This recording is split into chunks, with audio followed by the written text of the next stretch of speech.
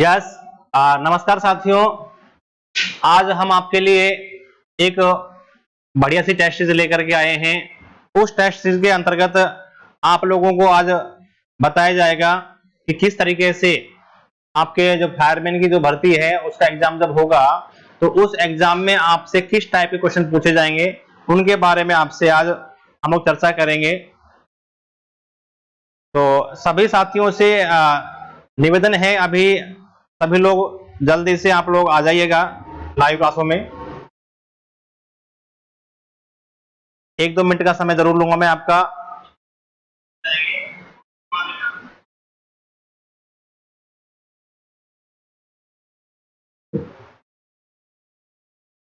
जल्दी से जुड़ जाइएगा जितने लोग हैं अभी।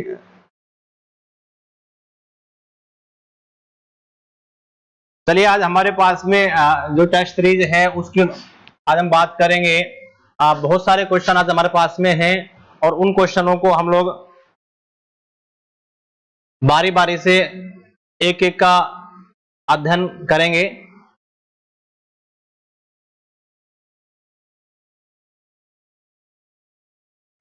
तो साथियों विलंब ना करते हुए कक्षा को आरंभ करते हैं और टेस्ट सीरीज के बारे में आपको बताते हैं क्या क्या इसमें आने वाला है और किस टाइप से आपके जो एग्जाम्स में आपको क्वेश्चन आएंगे उनको किस तरह से सोल्व करना है। जी, हमारा जो पहला क्वेश्चन है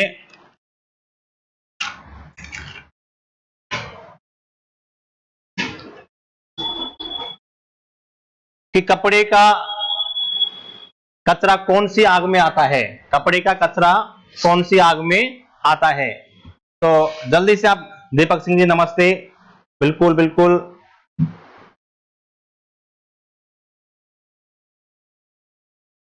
दीपक सिंह जी बताइएगा आप लोग, जो अपना कपड़े का कचरा है वो कौन सी आग में आता है। ए श्रेणी में, बी श्रेणी में, सी श्रेणी में, डी श्रेणी में।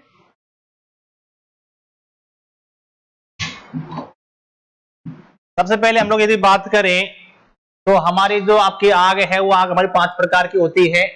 ए श्रेणी की आग, बी श्रेणी की आग, सी श्रेणी की आग, डी श्रेणी की आग और ई श्रेणी की आग। इसके अंतर्गत आपको पता होगा कि ए श्रेणी में कौन कौन से आते हैं, बी श्रेणी में कौन कौन से आते हैं, सी श्रेणी में कौन कौन से आते हैं, डी श्रेणी में कौन सी आग आती है और ई श्रेणी में कौन सी आग आती है।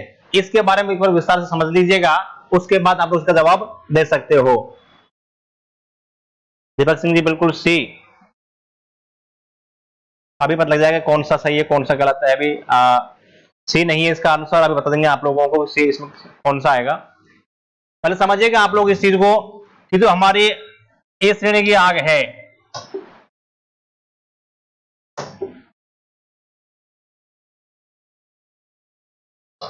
जो हमारी ए श्रेणी की आग है, यह आग कौन सी होती है। ए श्रेणी की आग के अंतर्गत जितने भी आपके फायर है वो आते हैं ठोस पदार्थ, ठोस पदार्थ वो इसमें जलते हैं। जैसे हमारे पास में लकड़ी है, कोयला है,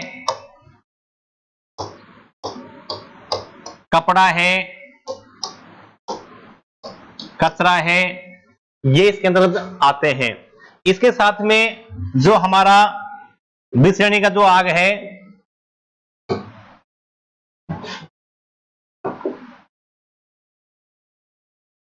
इसके अंतर्गत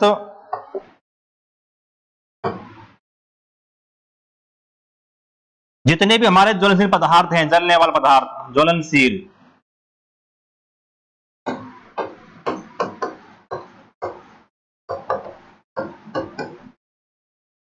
कौन से पदार्थ, तरल पदार्थ,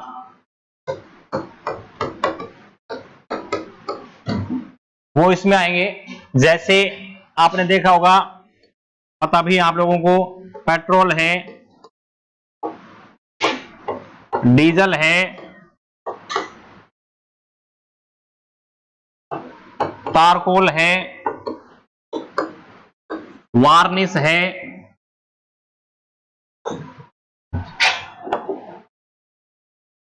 इसके साथ में आपने देखा है, इसके अलावा जो आपका मिट्टी का तेल भी है वो इसमें आते हैं सभी के सभी। इसके अलावा हमारे पास में जो तीसरी आग हमारी है वो है हमारी सी श्रेणी की आग। इसके अंतर्गत जितने भी गैसेज होती हैं इसे बोलते हैं गैसीय फायर। गैसीय फायर्स का नाम दिया गया है, जैसे आपने एलपीजी का नाम सुना होगा, सीएनजी का नाम सुना होगा, वो इसमें आती हैं।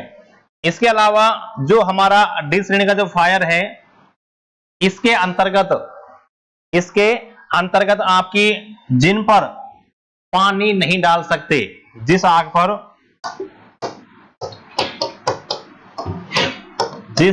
पर पानी नहीं डाल सकते,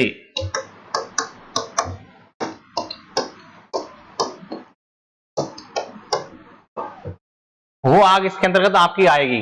कौन कौन से हैं, जैसे आपने जो धातु हमारी हैं, धातु जितनी भी हैं, जैसे Mg है, जैसे आपका Mg मैग्नीशियम है, एल्युमिनियम है, जिंक है, इसमें आती हैं आपकी, तो इनका आपको विशेष ध्यान रखना है। तो आप बताइएगा, आप लोग आप कमेंट कीजिएगा।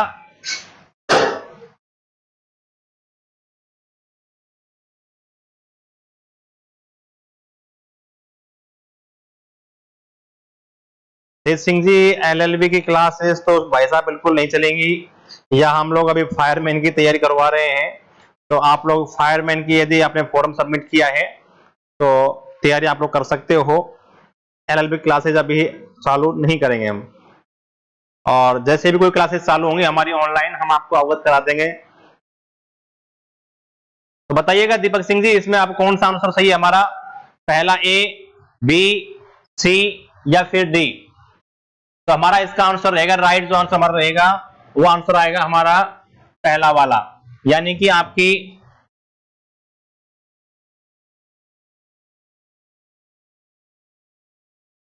ऑप्शन नंबर ए हमारा राइट रहेगा। मतलब ए श्रेणी की जितनी भी हमारी फायर हैं वो इसके अंतर्गत आ जाती हैं। तो नेक्स्ट क्वेश्चन हमारा रहेगा इसमें,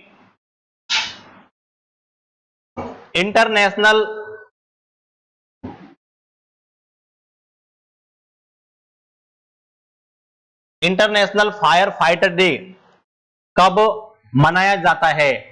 जल्दी से आप लोग कमेंट कीजिएगा और बताइएगा कि कौन सा दिन है जिस दिन हम लोग इंटरनेशनल फायर फाइटर डे मनाते हैं। 4 मार्च को, 4 जनवरी को, 4 अप्रैल को, 4 मई को? जल्दी से कमेंट कीजिएगा।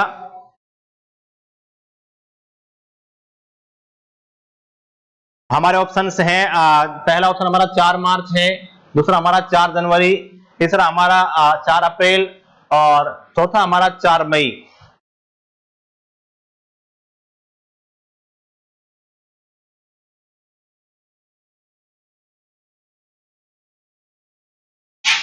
बिल्कुल बिल्कुल,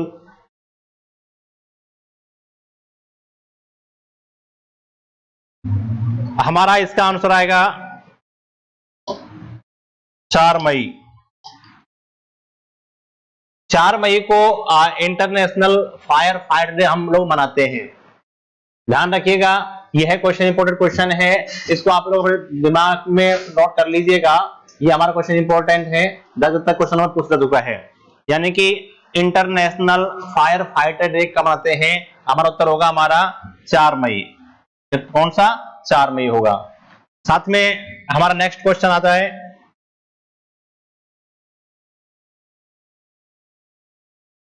बिल्कुल क्वेश्चन नंबर 3 हमारा, कि थर्मामीटर में भरा होता है, थर्मामीटर में भरा होता है। ऑप्शन नंबर ए पारा, option number B alcohol, option number C तांबा, ऑप्शन नंबर डी पारा एवं अल्कोहल दोनों। बताइएगा आप लोग। हमारा ऑप्शन नंबर ए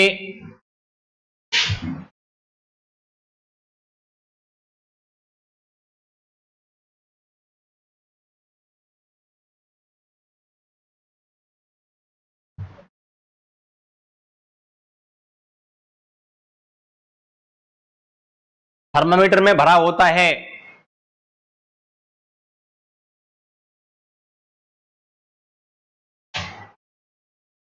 पारा एवं एल्कोहल दोनों। बिल्कुल दीपक सिंह जी, बिल्कुल सही है आपका।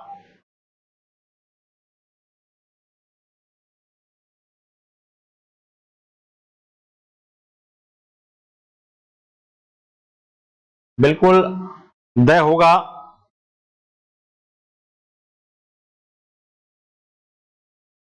देखिएगा, समझिए प्रयास करिए आप लोग इस चीज को। जो हमारा थर्मामीटर है, थर्मामीटर में ज्यादातर थर्मामीटर के अंदर पारा होता है, और कई जगहों पर पारे की जगह हम लोग अल्कोहल यूज करते हैं। और जो हमारा आंसर रहेगा वो हमारा द रहेगा। रीजन सुन लीजिए, कारण क्या है। क्योंकि कई ठंडे प्रदेशों में, जैसे ठंडे प्रदेश हमारे हैं, उनमें जो थर्मामीटर होता है उसमें ताप को मापने के लिए पारा यदि उसमें भर देते हैं तो पारा जम जाता है, और जम जाने के कारण सही पाठ्यांक को हमको नहीं दे पाता है। अल्कोहल एक ऐसे पदार्थ है जो ठंडे ठंडी जगह पर जमता नहीं, कम जमता है, जमता तो है पर कम जमता है, यानी पारे से कम जमेगा। तो इन कहने का मतलब इसमें आपका जो आंसर आएगा वो पारा एवं अल्कोहल दोनों ही आएगा। रीजन यह है कि ठंडे प्रदेशों में जो आपका पारा है वह जम जाता है, पारा जम जाता है। इसलिए दोनों ही जगह पर इसको आप लोग यूज कर सकते हो, पारा एवं अल्कोहल को। किसमें? थर्मामीटर में। किसमें? थर्मामीटर में। तो इसका ध्यान रखिएगा आप लोग। जो हमारा आंसर है वो हमारा आंसर यही रहेगा कि यानी पारा एवं अल्कोहल। नेक्स्ट क्वेश्चन हमारा क्वेश्चन नंबर 4।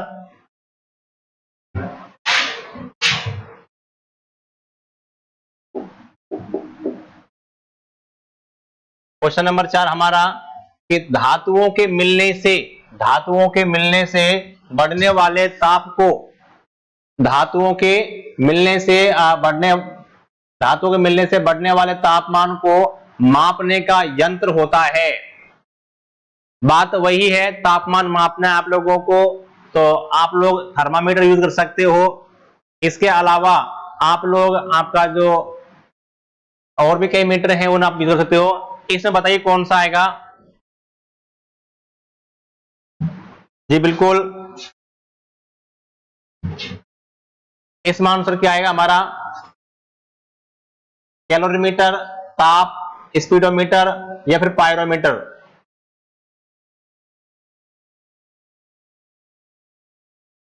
जल्दी बताइएगा।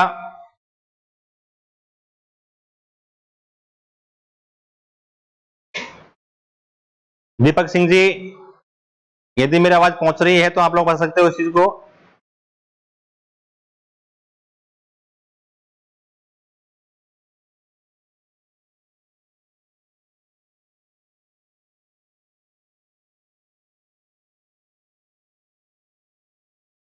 हमारा इसका आंसर रहेगा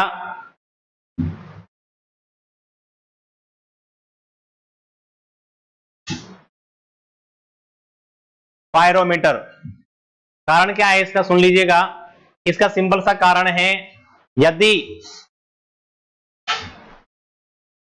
क्योंकि आप जानते हो कि जो तापमान होता है, धातुओं का जो तापमान होता है, धातु कम तापमान पर तो गलेंगी नहीं, और जब धातु मिलेंगी तो तापमान उनका अधिक करना पड़ेगा, और जब टेम्परेचर उसका अधिक करेंगे तो आपका जो थर्मामीटर है या इससे और जो उपकरण है उनसे उस ताप को आप लोग नहीं माप सकते। इसलिए आपको उसमें यूज करना पड़ेगा पायरोमीटर। इसका कारण यही है कि इसका जो तापमान है यह है अधिक तापमान को, उच्च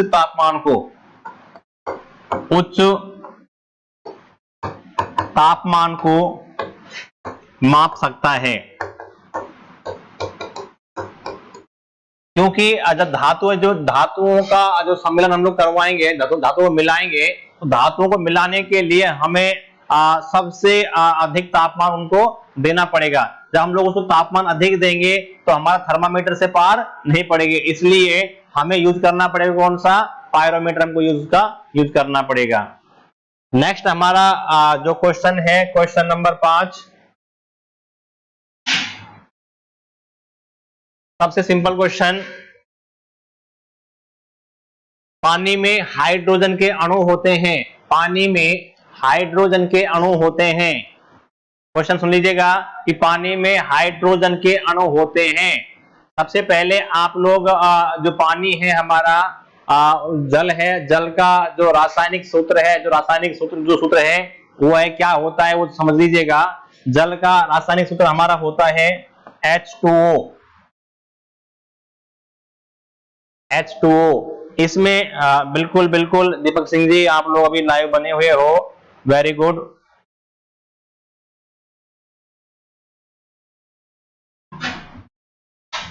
तो इसमें आपसे पूछा है कि हाइड्रोजन के अणु कितने होंगे। ध्यान दीजिएगा कि हमारे पास में जो सवाल पूछा गया है कि पानी में हाइड्रोजन के अणु होते हैं, पानी में हाइड्रोजन के अणु होते हैं। अणु कौन कौन से होते हैं वो देख लीजिएगा। हमारे पास में H2 और O, यानी कहने का मतलब इसका जो फुल फॉर्म है हमारा है यानी कि H2+O, यानी कि हाइड्रोजन और ऑक्सीजन मिलकर के आपका जल बनाते हैं। और उस जल के अंतर्गत जो हाइड्रोजन के अणु निकल के आएंगे वो हमारे आएंगे 2। कितने आएंगे? 2। तो हमारा उत्तर होगा ब। हमारा उत्तर क्या होगा? ब, यानी कि बी हमारा राइट होगा। पानी में हाइड्रोजन के अणु होते हैं कितने? 2 होते हैं। कितने अणु होते हैं? 2 अणु होते हैं। नेक्स्ट हमारा क्वेश्चन,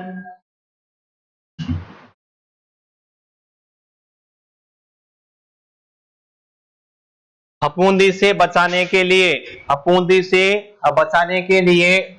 हौज को उपचारित किया जाता है। फफूंदी से बचाने के लिए हौज को उपचारित किया जाता है। जल्दी से कमेंट कीजिएगा, इसका option A, B, C, D कौन सा होगा?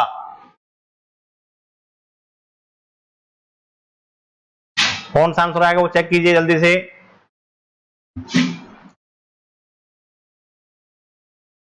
ए, बे, से, दे कौन सा आएगा वो बताइएगा।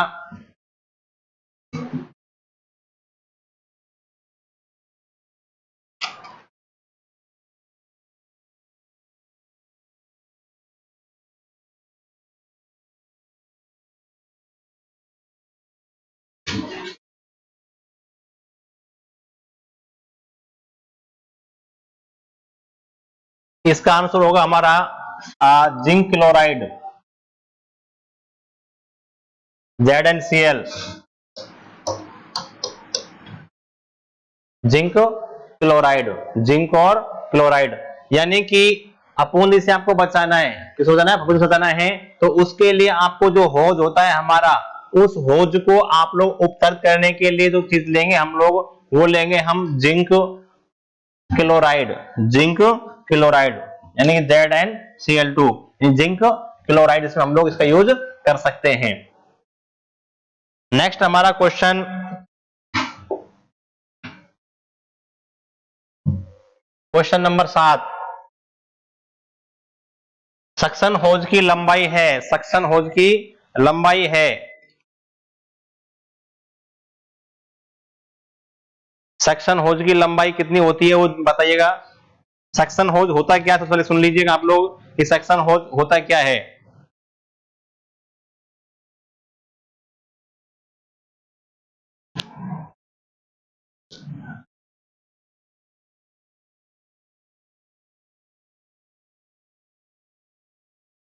जी बिल्कुल बिल्कुल,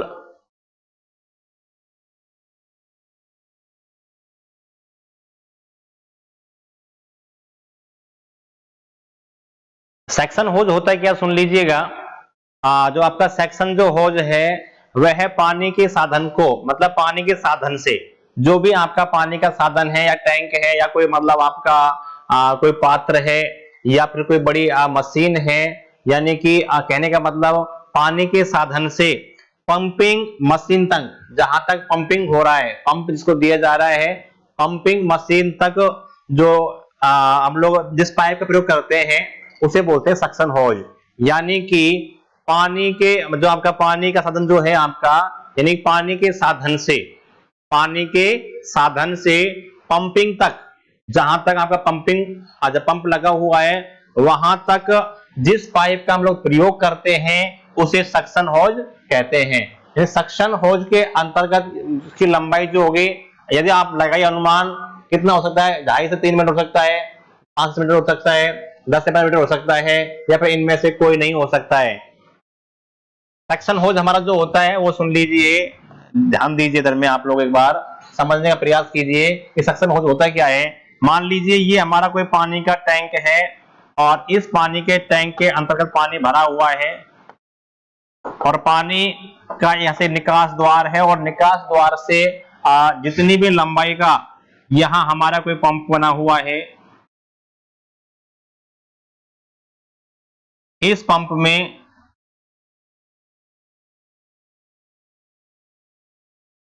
इस पंप तक जो हमारी जो नली जो भी लाइन जो भी पाइप हमारा जो यूज होगा उसकी लंबाई यहां से पूछी जा रही है। यानी कि पानी के टैंक से जो आपका पंपिंग सिस्टम जहां तक लगा हुआ है वहां तक की जो लंबाई है वह कितनी है। जी बिल्कुल बिल्कुल, अभी कमेंट्स में आप लोग आइएगा जल्दी से और कमेंट्स में ध्यान दीजिएगा। दीपक सिंह जी आइएगा, दोबारा बताइएगा। ऑप्शन नंबर ए हमारा है 2.5 से 3 मीटर, 5-10 मीटर और 10 से 15 मीटर, या इनमें से कोई नहीं।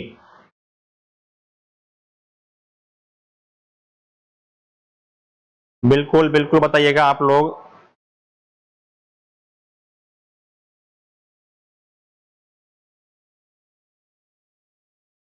यह हमारी होती है 2.5 से 3 मीटर लंबी। ऑप्शन नंबर ए 2.5 से 3 मीटर आपका लंबाई का आप लोग इसको सेक्शन हो दे सकते हो, यानी जो आपकी लंबाई होगी वो ये होगी, सक्शन होज की लंबाई 2.5 से 3 मीटर के बीच में। ये इसमें आप लोग का आएगा, ठीक है ना। ध्यान रखिएगा इस चीज का भी आप लोग। जो हमारा सक्शन होज जो होता है वो हमारा जो आपका पानी का जो भी साधन है उस साधन से पंपिंग तक का जो भी सिस्टम है आपका वो हमारा आता है, और जो भी लंबाई का जो हम पाइप लेते हैं वो आता है सक्शन होज के अंतर्गत। नेक्स्ट क्वेश्चन हमारा क्वेश्चन नंबर 8 देखिएगा, important question. Carbon dioxide gas के प्रयोग के बाद, यानी कि CO2 का आप लोग प्रयोग कर रहे हो, प्रयोग करने के बाद में प्रभाव पड़ता है CO2 का उपयोग करने, CO2 गैस का प्रयोग करने के बाद में प्रभाव पड़ता है।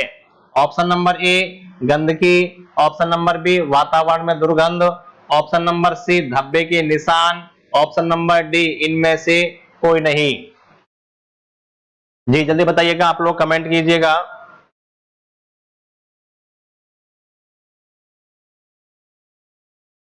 कार्बन डाइऑक्साइड गैस के प्रयोग के बाद प्रभाव पड़ता है।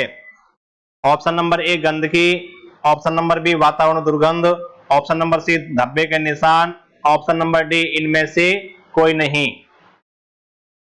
बिल्कुल बताइएगा आप लोग।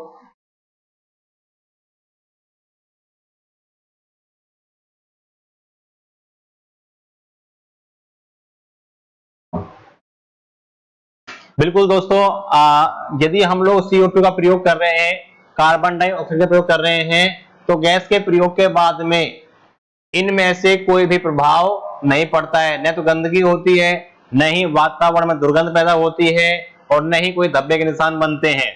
तो हमारा आंसर आएगा ऑप्शन नंबर डी, यानी कि इनमें से कोई नहीं, और इनमें से कोई नहीं। तो CO2 का यदि प्रयोग कर रहे हो आप लोग, तो प्रयोग करने के बाद में वातावरण में कोई प्रभाव नहीं पड़ेगा, तो गंदगी होगी, दुर्गंध भी नहीं आएगी, धब्बे के निशान नहीं होंगे। हमारा ऑप्शन होगा option number D. Question number हमारा 9,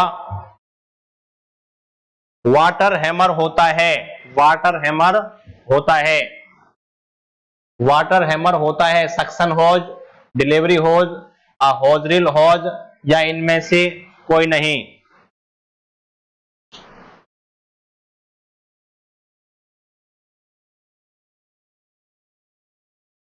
बिल्कुल बताइएगा आप लोग। जो हमारा वाटर हैमर क्या होता है, वाटर हैमर की लैंग्वेज क्या है, समझिए इस चीज को। किसमें होता है, सक्शन होज में होता है, डिलीवरी होज में होता है, या फिर होज होज में होता है, या इनमें से कोई नहीं है।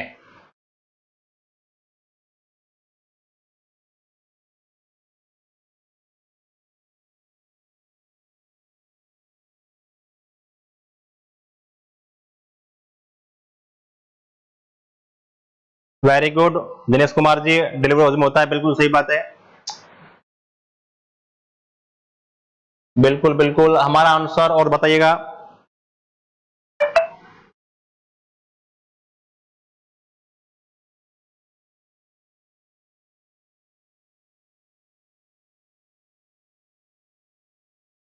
वाटर हैमर का मतलब होता है जल हथौड़ा।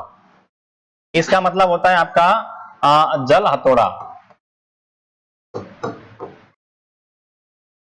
जल हथौड़ा। यानी कि जब भी कोई आपका कोई भी हौज है या आपका किसी प्रकार का कोई पाइप है, उस पाइप पर यदि दबाव पड़ता है, दबाव पड़ता है या किसी कारण से रुकावट पैदा होती है, तो जल हथौड़े के माध्यम से उसको आपको उसका जो गति है, उसका जो दबाव है, उसका जो प्रेशर है, उसको आप लोग घटा या बढ़ा सकते हो। तो यह है हमारा होता है डिलीवरी होज में, इसमें डिलीवरी होज में। यानी कि जो आपका जल हथौड़ा है, यानी कि गति तरल पदार्थ जितने भी हमारे उसमें है, या तो आपका कोई भी तेलीय पदार्थ है, या आपका जलीय पदार्थ जल है, या कोई और पदार्थ है, जो आपका डिलीवरी होज होता है, उसमें यदि रुकावट पैदा हो जाती है, तो उसका जो गति प्रदान करने के लिए हम लोग जल हथौड़ा का प्रयोग कर सकते हैं। बाद में या फिर या किसी और माध्यम में उसको बदलने के लिए, या किसी और पदार्थ को उसमें डालने के लिए हमारा जल हथौड़ा काम आता है, वाटर हैमर काम आता है, वाटर हैमर होता है, और वो हमारा मिलता है आपका डिलीवरी होज में। नेक्स्ट क्वेश्चन हमारा,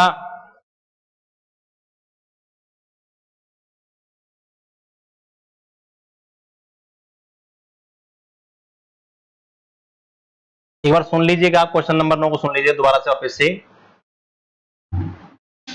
सेक्शन होज होता क्या है, होजल होज क्या होता है, और डिलीवरी होज क्या होता है। जो हमारा सेक्शन होज है, सेक्शन होज की यदि मैं बात करूं आपसे, तो पानी के साधन को अभी बताते थोड़ी पहले आपको मैंने कि जो पानी का जो भी जो वाटर का जो आपका स्थान है, यानी कि पानी का जो साधन है, पानी के साधन से, पानी के साधन से पंपिंग सिस्टम तक जो भी पाइप लगा होता है, उसे हम लोग सक्शन होज बोलते हैं। और उसकी लंबाई लगभग लगभग 2.5 से 3 मीटर हमारी हो सकती है, होती है क्लियरली, तो ध्यान रखना है। दूसरा हमारे पास में आता है यहाँ पे डिलीवरी होज। डिलीवरी होज क्या है, डिलीवरी होज यह उपकरण आपको प्रत्येक फायर स्टेशन में मिल जाएगा, और प्रत्येक फायर स्टेशन का सबसे महत्वपूर्ण जो पार्ट है, जो भाग है, या जो भी इक्विपमेंट है, वह हमारा डिलीवरी होज होता है। डिलीवरी मतलब होता है पानी को एक जगह से, पानी को एक जगह से दूसरे जगह तक, यानी दुर्घटना स्थल तक पहुंचाने का जो भी पाइप काम आता है, उसे हम लोग डिलीवरी होज बोलते हैं। यानी कि साथ साथ में जो भी हमारा सिस्टम है, आपको मैं एक बार सुन लीजिएगा। यदि यहाँ पर हमारा कोई पानी का टैंकर है, और उस टैंकर से कोई दुर्घटना स्थल पर आप लोगों का कोई दुर्घटना घटित हुई है, यहां से ये हमारा दुर्घटना स्थल है,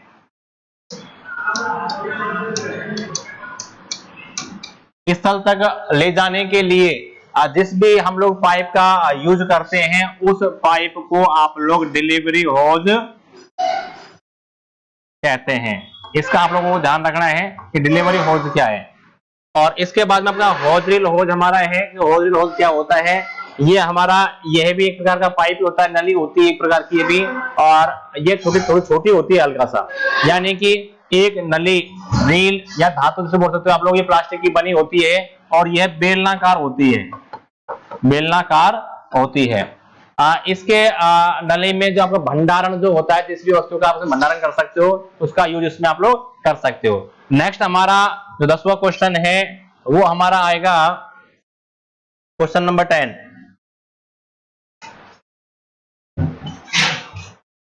पानी व गंधक मिलकर बनाते हैं, पानी व गंधक मिलकर बनाते हैं, पानी व गंधक मिलकर बनाते हैं। बिल्कुल बताइए जल्दी से।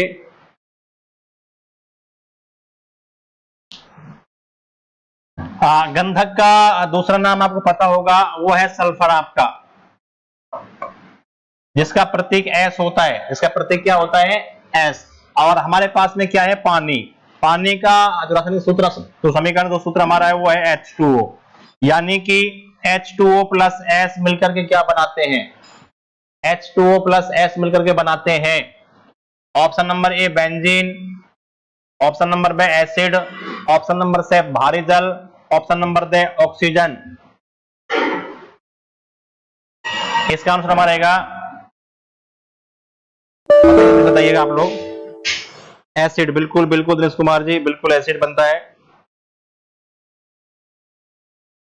ऑप्शन नंबर हमारा आएगा बे, एसिड। बिल्कुल दोस्तों, आज हम लोगों ने 10 क्वेश्चनों की आपको टेस्ट सीरीज बताई, और अभी भी आपके पास में अभी जितने भी हमारे क्लासेस लगेंगी, उन क्लासेस में आप लोगों को 100% कम से कम 20 से 25% आपको पर डे यहाँ सोल्व करवाए जाएंगे। हमारे इस चैनल को, बाइशेष चैनल को आप लोग सब्सक्राइब कीजिएगा और अधिक संख्या में इसको शेयर कीजिएगा, ताकि जितने भी छात्र फायरमैन के हैं वो इसमें ऐड हों और उनको इस बात का फायदा मिले। तो धन्यवाद।